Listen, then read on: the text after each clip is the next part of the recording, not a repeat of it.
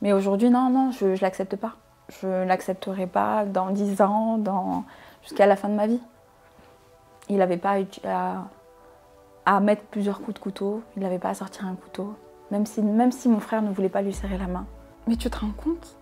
3 coups de couteau plus un au cœur, tu dis que tu fermes les yeux, tu es gêné, demain il y a un truc qui te gêne, j'ai pas fait exprès.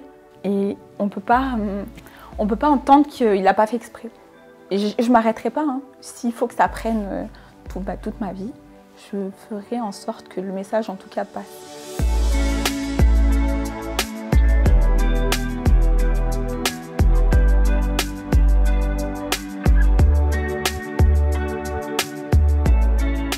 Bonjour Adjira. Bonjour Sam. Adjira, tu es la sœur de Redouane qui a perdu la vie à l'âge de 23 ans. C'était le 6 août 2019. Ton frère a été poignardé pour avoir salué un homme qu'il connaissait depuis l'enfance en tendant le coude et non la main. Pour ma part, je suis ravi de t'ouvrir les portes de mon interview pour contribuer à mon échelle à mettre en lumière ton histoire. Alors, la raison de cet acte barbare, je viens de le dire, c'est d'avoir tendu le coude à la place de la main pour saluer une personne que ton frère connaissait. Comment c'est possible? Comment on peut en arriver, Adjira, à ôter la vie à quelqu'un parce que la façon dont on lui dit bonjour ne plaît pas? Aujourd'hui, j'ai pas totalement la réponse à cette question. Aujourd'hui, pour moi, c'est des personnes qui n'ont pas d'âme, qui n'ont pas d'humanité en eux, en fait, pour pouvoir aller à ce point-là, enlever une vie pour rien, même si y a rien qui justifie le fait d'enlever une vie. Mais là, c'est encore pire, c'est démesuré. Les actes, ils sont démesurés par rapport à ce qui s'est passé. Mon frère a simplement tendu le coude. Et aujourd'hui, il n'est plus là, quoi. Il est 6 pieds sous terre et pour rien. Et donc c'était une connaissance, le meurtrier était une connaissance de ton frère? C'est ça. Je tenais à insister sur connaissance parce que l'amitié fait que, voilà, quand tu es ami avec une personne, c'est que tu es un petit peu comme elle, vous avez des valeurs communes et mon frère n'en a pas du tout avec cette personne. C'est une personne qui a habité dans mon quartier. Ils se fréquentaient pas, ils se disaient bonjour, ils s'appelaient pas, ils n'allaient pas au resto ensemble, quoi. Ils faisaient rien en commun. Et malheureusement, le 6 août 2019, le meurtrier a croisé le chemin de mon frère et excuse-moi. Et voilà, il lui a mis plusieurs coups de couteau parce que mon frère s'est défendu de cet acte gratuit. Il a pris le dessus, ça ne lui a pas plu. Et du coup, en 3 temps, il lui a mis 2 coups de couteau au niveau de la cuisse et pour terminer, un au cœur. Qui a été fatal. Qui a été fatal. Il n'aurait pas pu survivre à ce dernier coup. Comment tu as appris, comment toi et ta famille, Adjira, vous avez appris le drame? Est-ce que tu as pu être aux côtés de ton frère? Je sais qu'il t'a dit pourquoi.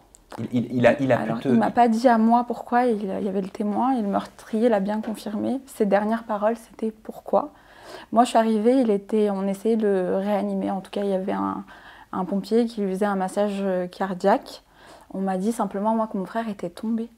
Donc, je suis arrivée très rapidement sur les lieux. Et du coup, après, j'ai appris qu'il s'était pris des coups de couteau. J'aurais jamais imaginé...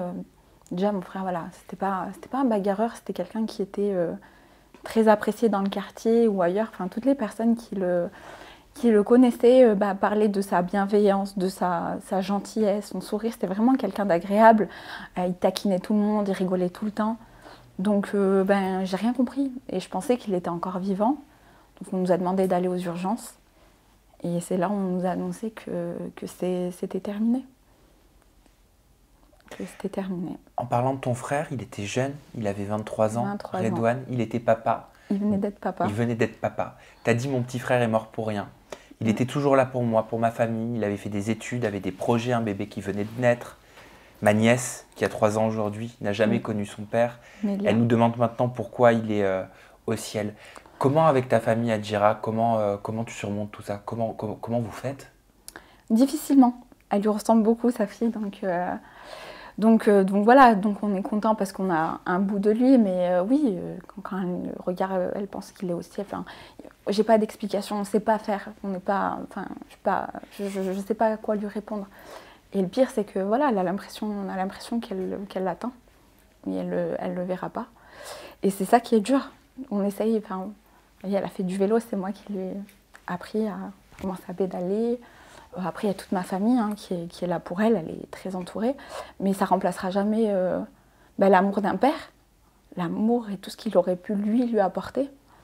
Sa gentillesse, tout. Et il était tellement content de la voir. Donc voilà, difficile parce que voilà, il la verra pas grandir, il l'a pas entendu dire ses premiers mots, il l'a pas vu. Demain, il la verra pas se marier, faire toute sa vie et toutes les étapes où elle aura besoin de lui. Et il n'y a personne qui le remplacera.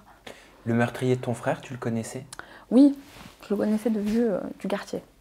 Jamais échangé avec lui. Je connaissais aussi son grand frère, je connais des membres de sa famille. Mais on n'est pas proches. Enfin, je disais même pas bonjour. Donc, Tu connaissais son profil psychologique? Tu l'as appris peut-être par la suite? Oui, non, c'était quelqu'un... ça n'a pas été dit au procès parce qu'il a été présenté comme une personne énigmatique. Parce qu'ils n'avaient pas d'éléments. Personne n'allait dire que c'était quelqu'un de bien et personne n'allait dire que c'était quelqu'un de mauvais. Mais c'était quelqu'un de mauvais. C'était quelqu'un qui avait plusieurs histoires. Il le sait. On le sait tous.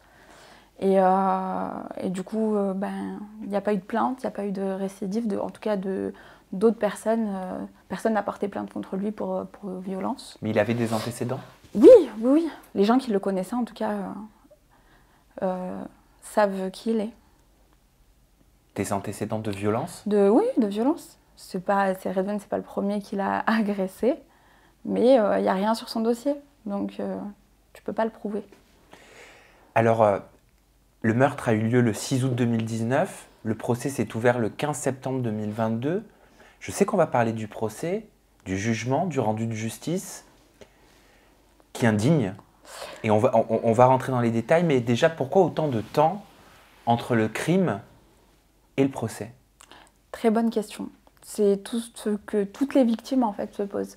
Parce que nous, du coup, on vit au rythme de cette justice qui est très très lente. On nous dit que c'est par manque de moyens. Il n'y a pas assez de greffiers, il n'y a pas assez de moyens injectés. 3 ans. Alors qu'ils avaient tout, un procès pour diffamation, ça prend entre 6 mois à 1 an. Il y a des priorités que la justice a décidé de mettre en avant et d'autres pas, visiblement. On nous disait, moi, les réponses qui m'ont été apportées, c'était un manque de moyens. Donc il fallait patienter. Alors que voilà, très rapidement, ils avaient déjà tous les éléments. Après, il y a la personnalité publique, la personnalité du psychologique du meurtrier, psychiatrique. D'ailleurs, le psychiatre confirmait qu'il était dangereux. Voilà. Vous aviez l'arme du crime également? L'arme du crime, pas tout de suite. Elle a été retrouvée quelques jours après. Elle a été dissimulée. Du coup, les policiers l'ont retrouvée quelques jours après. Quelqu'un a appelé dans un buisson, un peu plus loin. Je ne sais pas exactement. Un opinel. C'est un couteau? Un couteau. Un couteau opinel de 10 cm. C'est interdit de se trimballer avec un couteau? C'est censé être interdit. C'est jusqu'à 1 an de prison et jusqu'à 15 000 € d'amende. Mais pareil, des réponses qui m'ont été apportées, les gens ne sont pas solvables, il n'y a pas assez de place en prison. De toute manière, voilà, aujourd'hui c'est banalisé, tout le monde a un couteau sur soi. Alors le verdict est tombé. Cet homme a été condamné à 15 ans de réclusion criminelle, mais la qualification d'homicide volontaire dans la mort de ton frère Redouane, elle n'a pas été retenue. Est-ce que tu comprends cette décision? Et ma question est bête parce qu'en fait je suis persuadée que tu la comprends pas. Non, c'est au-delà de l'incompréhension. Ça n'a pas de sens parce que 3 coups de couteau ont été portés avec des temps d'arrêt, des échanges entre le meurtrier et mon frère. Et c'est pas qualifié d'homicide volontaire?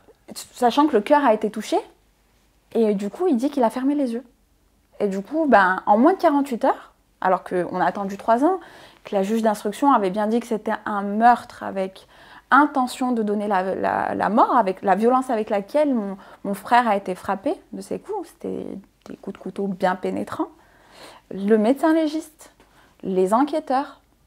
Et du coup, le juge a décidé de requalifier les faits en moins de 48 heures. Donc non, ça n'a pas de sens. Ça n'a pas de sens, mais on n'est pas les seuls à être dans cette situation.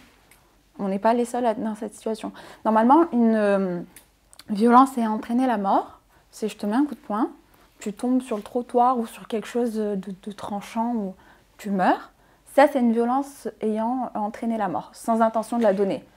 Tu vois? Je peux te poser Oui, une oui, bien question sûr. là qui me vient et je m'en excuse à Non, l'avance, non, mais je elle me t'en traverse prie. l'esprit et j'ai envie de la poser. Mhm. Si ton frère s'était appelé Francis, est-ce que tu penses que ça aurait été traité Alors, de la même façon? pour certains cas, c'est vrai on ressent quand même qu'il y a une justice à deux vitesses, mais pas tout le temps. Parce que nous, par exemple, sur l'agglomération, il y a eu Kevin et Sofiane, il y a eu beaucoup de qualifications similaires. Mais oui, on est vu comme des... Pour eux, mon frère était un jeune de quartier. C'est une histoire entre deux jeunes de quartier. C'est pas le cas, hein, parce que ces violences-là, elles sont récurrentes et un peu de partout aujourd'hui. Ces gens-là se déplacent, hein, ils ne restent pas cloisonnés dans leur quartier. Et du coup, bah, ça, c'est aussi quelque chose qui m'a touchée tout au long, parce qu'il fallait justifier. J'ai rencontré certains politiciens qui me disent... Il fallait justifier l'étiquette de quartier, c'est ça? De quartier, est-ce que mon frère, il n'a pas pu mourir pour... on me disait, mais madame, il est vraiment mort pour une poignée de main. Il y a forcément eu quelque chose derrière. Il n'y avait pas quelque chose derrière, il n'y avait pas de la drogue. Mon frère n'était pas dealer. Et puis, comme je te disais, aujourd'hui, quand même, la personne a enlevé une vie. Peu importe qui était la personne, c'est pas de la légitime défense. Il y a des choses qui peuvent être entendables dans certaines situations. Mais là, un coude, c'était ça. Et puis non, de devoir à chaque fois se justifier, oui, on est des gens honnêtes, mon frère n'était pas dealer, on a dû fournir aussi des attestations qui prouvent qu'il était mon frère aussi, pour l'enquête de personnalité. Tu vois, en fait, mon frère n'était pas là pour se défendre. Et du coup, bah, c'est pour ça que tout ce combat il a été mené et que toutes ces étapes, elles étaient nécessaires. C'est dur. Mais tu peux pas faire ton deuil, bah non. C'est dur de devoir se justifier tout le temps. Oui, bah oui. Comme je dis, il n'est pas là pour se défendre. Et malheureusement, ben, c'est... Déjà, comment dire, la dignité, tu sais, t'enterrer avec dignité, etc., c'est très important. Les premiers intitulés des journaux, c'était « Le meurtrier et la victime étaient connus de la justice ». Mon frère avait un casier judiciaire vierge. Il n'était pas connu défavorablement de la police. C'était une erreur médiatique? Oui, après ça a été corrigé, mais quand même, on ne l'avait pas encore enterré, que tu entends ça. Tu vois, c'est déjà une violence supplémentaire pour nous. Ensuite, ben, c'est assez glauque, hein, le monde. C'est pas parce que j'ai grandi dans un quartier que tu es habitué à la violence ou que voilà, tu comprends ces choses-là. J'ai perdu la personne la plus importante pour moi. Mon petit frère, c'était tout. Moi, tu vois, j'ai 30 ans aujourd'hui, j'ai vécu des choses. Lui, il n'avait pas voyagé, il n'avait encore rien fait. Je te dis, il avait plein de projets. Donc, on t'enlève ça, qui ne reviendra plus jamais. Et après, il faut se justifier, il faut faire des démarches. Il y a une rigidité au niveau de la procédure. Il faut contacter le bon avocat, il ne faut pas te tromper, tu vois. Parce que chaque avocat a sa réputation. C'est une succession de choses et il faut avoir de l'argent pour... Enfin, moi, j'ai de la chance, mais il y a des gens qui ont galéré, ils ont dû faire des cotisations pour enterrer leur famille. Il ne faut pas l'oublier. Vous voyez tout ce qu'on nous impose. Et ce jour-là, quand il a enlevé la vie de mon frère, il n'a pas enlevé seulement la vie de Redouane. Il nous a tués, il aurait dû... C'est pareil. Enfin, tu vois, il a enlevé tellement de choses, il a créé tellement de choses. Les conséquences, elles sont infinies. Et ça ne s'arrête pas, ce deuil, il ne s'arrête pas au temps d'un procès. Oui, c'est bon, on a dit ça et puis c'est tout. C'est pas ça. C'est toute ma vie, je vivrai avec. D'ailleurs, et j'ai rien demandé. Après le procès, tu as dit, et je pense que tu parles aussi au nom de ta famille, on a tué mon frère une deuxième fois. Il a visé le cœur, mais ce n'était pas assez suffisant pour la justice. Il n'est pas considéré comme un meurtrier. Mais tu te rends compte? 3 coups de couteau plus 1 au cœur. Tu dis que tu fermes les yeux, tu es gêné, demain il y a un truc qui te gêne. J'ai pas fait exprès. Ça, je te dis, ça n'a pas de sens. Et moi, je suis quelqu'un, j'accuse personne j'ai accusé personne au départ. J'ai eu 3 ans, j'ai fait énormément de démarches pour déjà comprendre comment fonctionnait le monde de la justice, qui est très complexe. Hein. J'ai essayé, j'ai contacté des juristes, des professeurs. Vraiment, j'ai essayé de comprendre. Et aujourd'hui, je suis de nouveau face à de l'incompréhension. Il y a une justice à deux vitesses, il y a des défaillances dans cette justice. Elle a été faite par les hommes de toute manière. Il y a des lois qui se contredisent. Enfin, tu vois, il y a des lois qui ne sont pas applicables. Enfin, ça n'a pas de sens aujourd'hui. Enfin, ça dépend pour qui. Ça dépend pour qui, effectivement. Donc il a pris, ce meurtrier, 15 ans de réclusion criminelle. 15 ans, moins les 3 ans, voilà, moins donc il a 12 ans. Et réclusion criminelle, ça veut dire qu'il ne va pas faire la totalité. Mais, ah bon? Ben non. Mais alors, attends, déjà, t'as des remises de peine ans automatiques. Parce qu'il a attendu le procès. C'est les 3 ans entre le meurtre et le procès. C'est vrai, ça a duré 3 ans, c'était ma première question. C'est ça. C'est déduit des 15 ans? Ah bah oui. Oh oui, oui. Donc si ça avait duré Non. 5 ans, c'est déduit Bah aussi. oui, il a fait 5 ans, ça y est, j'en dois se contenter de ça. Et Oui. ensuite, tu disais, si bonne conduite. Bah, bonne conduite, parce qu'apparemment, il est maintenant poli, etc. En prison, il se tient correctement. Bah, tu as des remises de peine automatiques quand tu n'as pas d'incident. C'est qu'en France, ça se passe comme ça. Ça veut dire, bah, tu es dans une cellule, tu es tout seul, ça se passe bien, tu t'ennuies plus personne, ça veut dire que c'est bien, bah, on te diminue. Tu ne vas pas au bout de tes 15 ans. J'ai lu dans un article que cette connaissance de ton frère qui lui a ôté la vie était présent à son mariage. Oui. C'est ça, hein. Oui, il était présent, comme tout le monde du quartier, tout le monde était invité. Sa famille l'était aussi? Alors non, c'était tous les jeunes. Enfin, mon frère, oui, si sa famille avait voulu venir, ils auraient été les bienvenus. C'est quelqu'un qui était très accueillant. Tu connais sa famille? Tu connais ses proches? Oui, je connais ses proches. Tu as pu parler? Non. Vous avez eu des mots? Vous avez eu non. Même de la part du meurtrier, est-ce que vous avez eu une lettre? Est-ce que vous avez eu pas de lettre, un acte? Je même sais pas. les excuses au procès, il nous a même pas regardé. Non. Il marmonnait. Il appelait la victime alors qu'il le connaissait. Il aurait pu dire Redouane. C'était pas... Il n'a pas tué un moustique. Il a tué une vie. Il nous a tués nous. Comme je t'ai dit, il a enlevé la personne la meilleure. Enfin, le fils de ma mère. Enfin, c'était la prunelle de ses yeux. Dans quel état est ta maman aujourd'hui? Malade, fatiguée, et voilà. Très, très peinée, attristée. Il n'y a rien. Tu sais, en tant que fille, enfant, voilà, je me suis jamais sentie dans ma vie autant impuissante. C'est dur ce sentiment d'impuissance? Ouais, moi je suis quelqu'un, je trouve souvent des solutions, je fais avec les aléas. Là, c'est la première fois de ma vie où tu vois tes parents, moi j'ai mes grands-parents encore, j'ai ma grand-mère et mon grand-père maternel, et tu les vois avec, tu vois, une peine qui est immense et tu peux pas, tu peux tout faire, mais il n'y a rien qui changera. Tu vois, cette tristesse. Chacun esquisse un sourire pour dire, se donner de la force.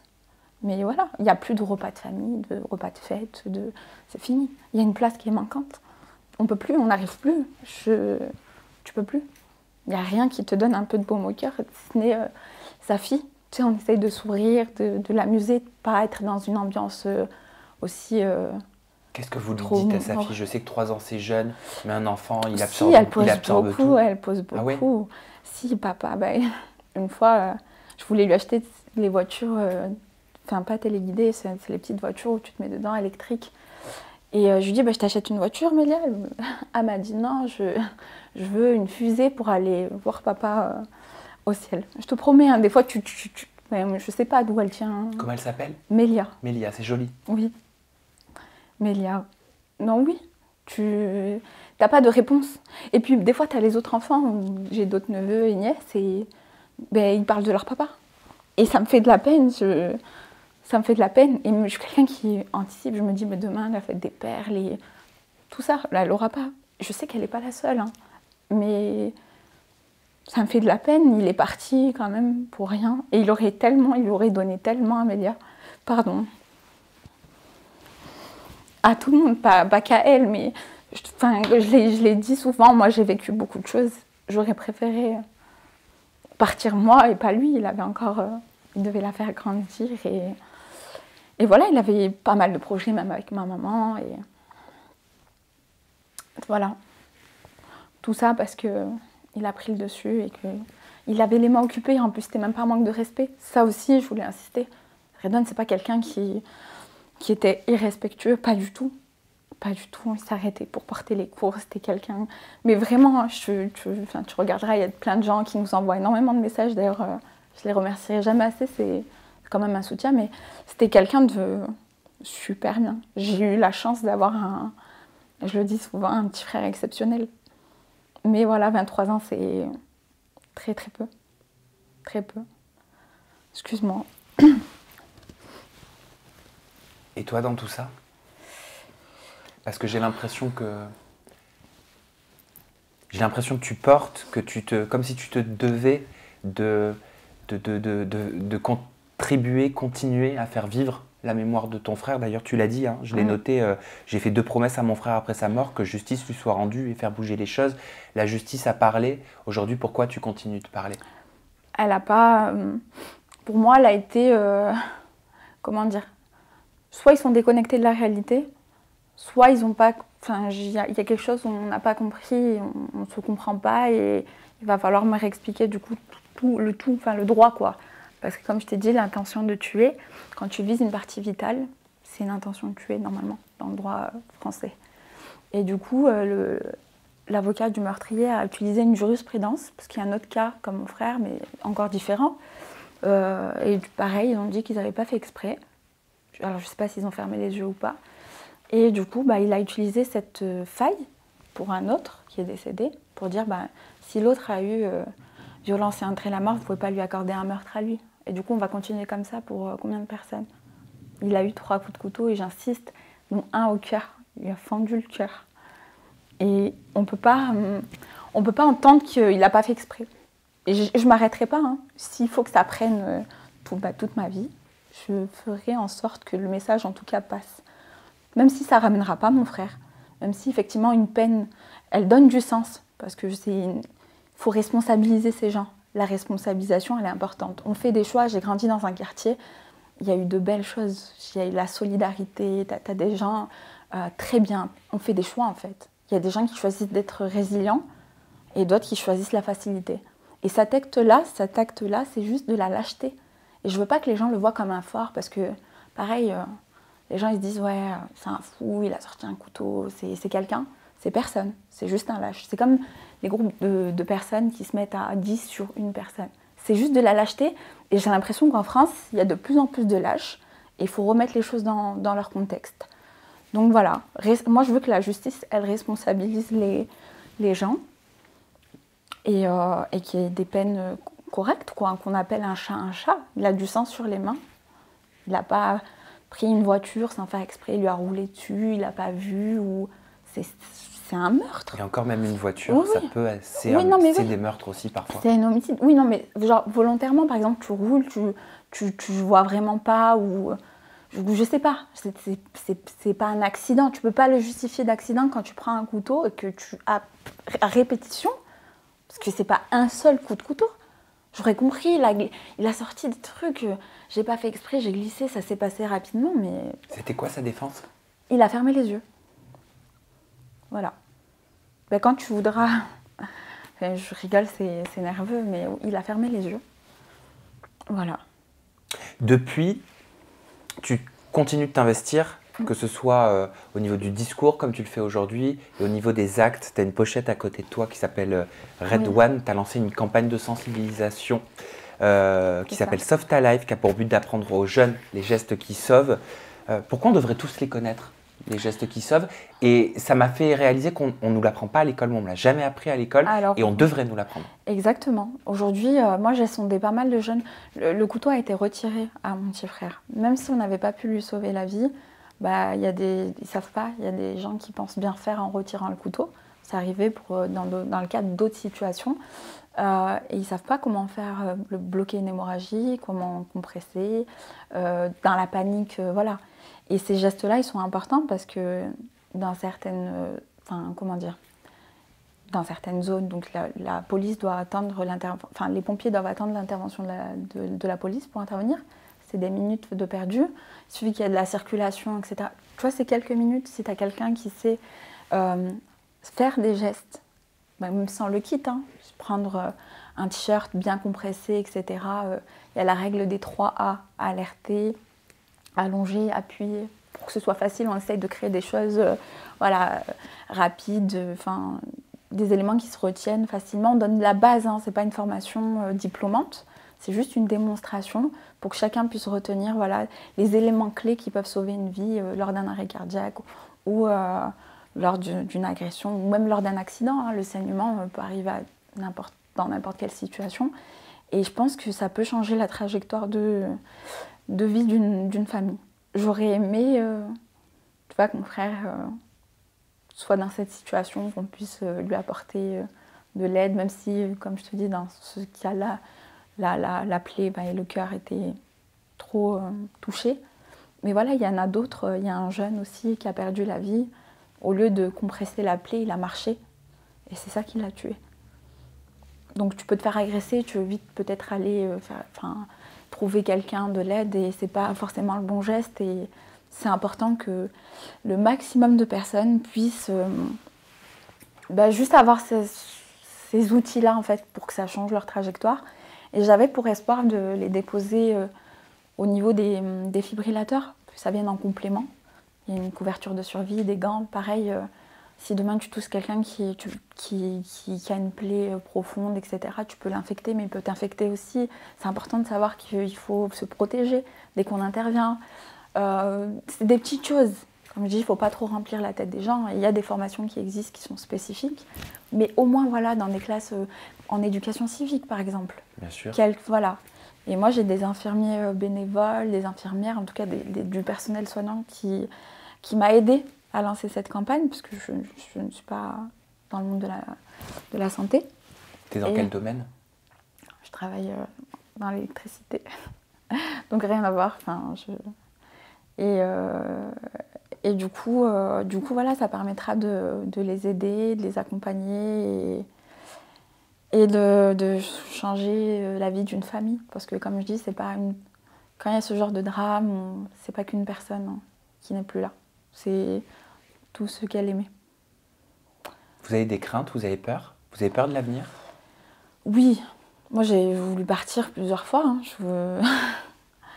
J'ai voulu partir, mais tu peux pas. Il y a ma nièce, il y a mes parents, ma mère, il y a une plaque commémorative qui a été posée pour mon petit frère, donc c'est un peu comme son tombeau, elle met des fleurs, elle, des voisins, des amis, elle va se recueillir souvent là-bas. Je peux pas partir. Mais oui, aujourd'hui on parle beaucoup d'insécurité en France, tous les jours. Il y a une actualité, en englobe une autre, mais il n'y a rien qui est fait. Et ce que je ne comprends pas, c'est qu'on est force de proposition. Parce que du coup, je ne sais pas si je t'avais dit, mais on a travaillé sur un texte de loi visant à reconnaître ce phénomène de violence. Parce qu'ils avec des doctorants de la Sorbonne, c'est ça? C'est ça, avec des doctorants de la Sorbonne. Parce qu'ils te disent que tant que tu n'as pas de chiffres, tu ne peux pas l'accompagner, tu ne peux pas le quantifier, mais tu ne peux pas le traiter, ce fléau. Mais pour qu'il y ait des chiffres, il faut le reconnaître.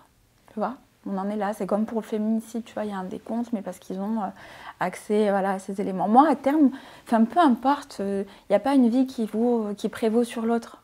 Si quelqu'un tue, on devrait quand même au moins mettre des peines planchées, des peines de sûreté. Parce que si je ne me trompe pas, si tu as contacté ces doctorants en Sorbonne, c'était dans l'objectif de proposer une loi pour encadrer le meurtre gratuit. C'est ça. Quelle est la notion que tu entends par meurtre gratuit? J'insiste, toutes les violences sont gratuites. Il n'y a rien qui justifie la mort. Mais aujourd'hui, on a ce phénomène de violence où pour un rien, pour des actes c'est un acte démesuré. Oui, tu disais pour une cigarette, tu ne donnes pas une cigarette, tu te fais agresser. L'essence, récemment, il y a un père de famille quand même qui est décédé sous les yeux de ses enfants pour de l'essence, pour avoir doublé. Station-service plusieurs fois. Il y avait une actualité qui m'avait marquée parce que mon frère venait de décéder. Il y avait un jeune qui avait perdu la vie pour travailler dans un kebab. Il avait mis trop de temps. Le meurtrier l'avait tué parce qu'il avait mis trop de temps. Je te promets, tu regarderas. Je me dis, c'est quoi la suite? Et quand est-ce qu'on va quand est-ce qu'on va déjà responsabiliser ces gens? Parce que chaque fois, on les fait passer pour des fous, des gens qui ont une vie trop difficile quand ils étaient jeunes. Et je te dis, on fait des choix. Et du coup, aujourd'hui, il faut qu'il y ait un cadre légal pour pouvoir sanctionner de manière plus ferme, même si, comme je dis, toutes ces violences devraient être sanctionnées. Je ne devrais pas me battre que pour une catégorie ou une autre catégorie. J'ai appelé d'ailleurs plusieurs associations de féminicides et autres à se rassembler aujourd'hui. C'est la valeur de la vie humaine. On a tous on ne peut pas se battre que pour les femmes, pour les jeunes ou pour les personnes âgées. On a tous des parents, des frères et sœurs, des amis qu'on aime. On ne peut pas, Ça veut dire que pour toi, devoir impérativement qualifier volontaire, involontaire, intention, pas intention, toi, ce que tu vois, c'est la finalité, une vie qui a été ôtée. Exactement. On désencombrerait déjà la justice, ça prendrait peut-être pas 3 ans. Après, il y a des cas particuliers, on ne va pas révolutionner le droit. Aujourd'hui, le mobile, il n'est pas pris en compte. C'est pour ça que cette loi aurait pu changer pas mal de choses. Dans quel sens pas pris en compte le mobile?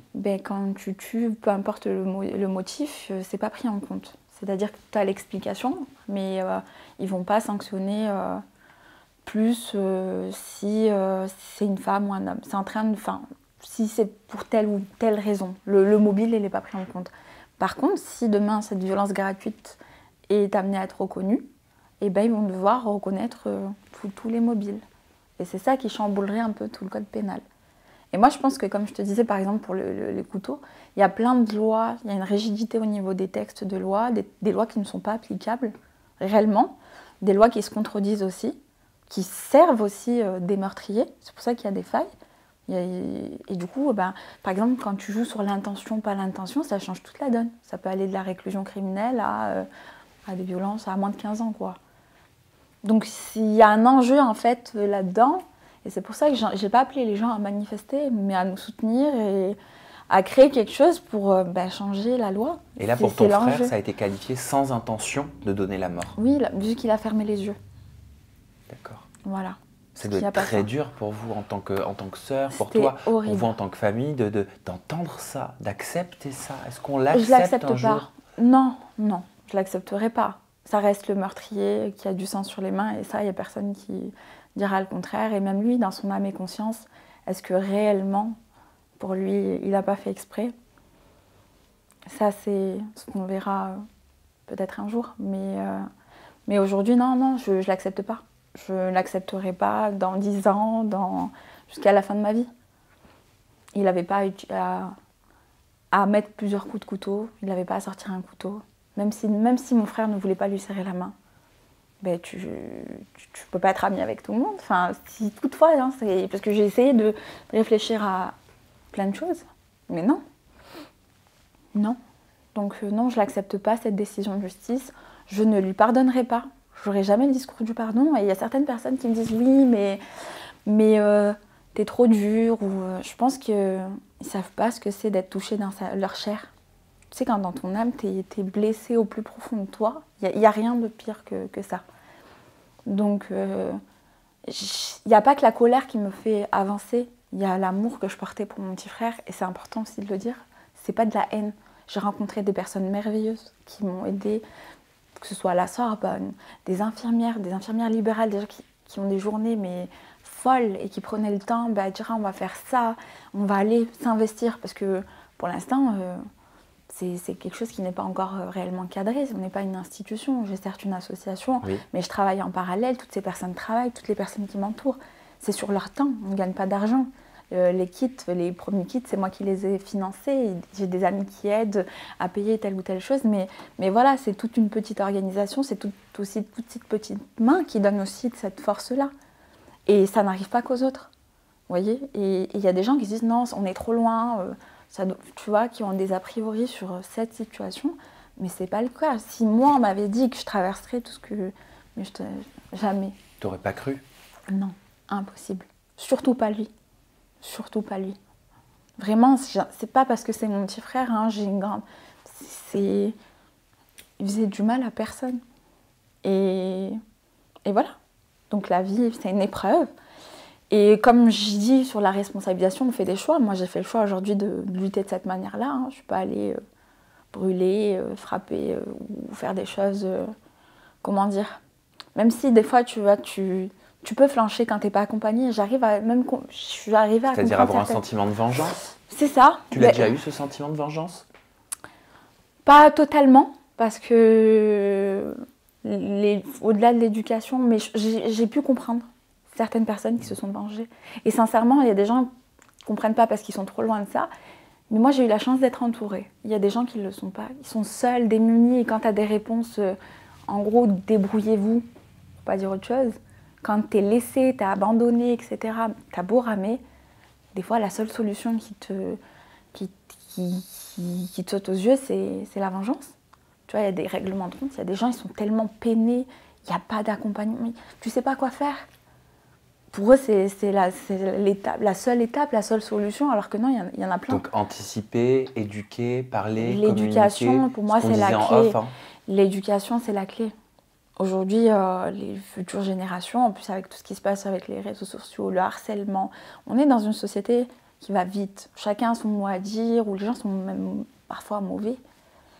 Mais du coup, je pense que, après, je suis peut-être naïve, hein, il y a des moyens d'apaiser ces tensions, il y a des moyens de montrer, c'est pour ça que je te disais, c'est des actes lâches. Il faut rappeler ça, j'insiste là-dessus. C'est pas, le fort, c'est pas... Enfin, aujourd'hui, on marque les esprits par notre force, notre courage, tu sais, ta façon de te comporter. Et mon frère l'a prouvé, il n'est pas là. Et 3 ans après, j'ai été quand même très entourée. Il y a eu des marches blanches. Il y a des gens qui nous racontent encore des anecdotes de lui. C'est le plus bel héritage qu'il a pu laisser à sa fille. Personne ne pourra dire Redouane était mauvais ou voilà. Par contre, le meurtrier, même si, tu vois, il va sortir, il va refaire sa vie, etc., ça restera le meurtrier de Redouane Fellag. Tu vois, il aura ce sang sur les mains et il pourra avoir tout l'argent du monde, tout. Il aura ça. Et peut-être qu'il y en a, ils n'ont pas de conscience. Mais ça viendra un jour, peut-être qu'il sera papa, il comprendra.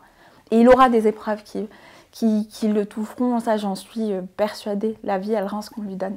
Et c'est le message aussi que je veux passer, tu vois, à nos jeunes et moins jeunes. C'est qu'aujourd'hui, on est responsable. Nous aussi, hein, en tant que citoyens, on doit montrer aussi l'exemple. Tu vois, quand on vit ces choses-là, c'est pas facile. C'est pas facile. Je dis pas que je lui souhaite pas du bien au meurtrier, qu'on soit clair. Je lui souhaite même une très longue vie parce que le plus dur, c'est de rester ici et d'affronter les choses. Le plus dur, c'est d'affronter. Et voilà, je veux que les gens, voilà, ils se rappellent que quand tu fais le bien, ça paye pas tout de suite. Ça prend du temps. Mais je te promets, voilà, c'est la meilleure chose qu'on laisse. Voilà. Merci. Merci Adjira pour le témoignage que tu nous as livré. On peut te soutenir, on peut te suivre, on peut vous supporter sur les réseaux sociaux. Il y a un compte Instagram pour ça qui s'appelle justice.redouane, le prénom de ton frère, et une association. Oui. Alors, l'association, c'est Redouane et on a mis Redouane, _one.fr. Alors ça, c'est sur le site, mais sinon tu le mettras, comme ça, ça bien sera sûr. mieux. Il y a aussi l'Instagram de l'association, c'est ça. D'accord. Asso Red, mais c'est ça. Ok, vas-y, n'hésite pas. Non, on a besoin de soutien pour, imposer à nos politiques et à notre société ces lois, ces kits et faire de belles choses tous ensemble. Créer peut-être quelque chose, une synergie avec du monde qui voit les choses de la même manière que moi. Comme je dis, je ne suis pas toute seule, il y a beaucoup de gens qui ont vécu des injustices. Donc voilà, s'ils peuvent juste partager, nous soutenir. De toute façon, les liens cliquables, ils sont dans la description de la vidéo. Donc vous avez juste à vous rendre dans la description de la vidéo, cliquer et vous serez directement redirigé sur le compte Instagram, sur le site de l'association, sur le compte Instagram de l'association également. Adjira, merci beaucoup. Merci à toi. Merci à vous pour votre écoute et votre accompagnement, parce que vous n'avez peut-être pas l'impression de contribuer derrière votre écran, mais en fait c'est une énorme contribution et encore plus si vous relayez l'histoire de ton frère, l'histoire qui touche ta famille aujourd'hui malheureusement, votre épreuve, si vous la relayez sur les réseaux sociaux, ça vous aidera, ça t'aidera, parce que la parole est importante et la parole fait avancer. C'est l'arme la plus puissante aujourd'hui qu'on a. Mais la parole, c'est une arme extrêmement puissante. Et il y a beaucoup qui n'ont pas compris et justement qui n'utilisent pas la parole mais qui préfèrent utiliser autre chose avec lâcheté. C'est ça, exactement. Merci beaucoup, merci à vous. On se retrouve prochainement. D'ici là, prenez soin de vous.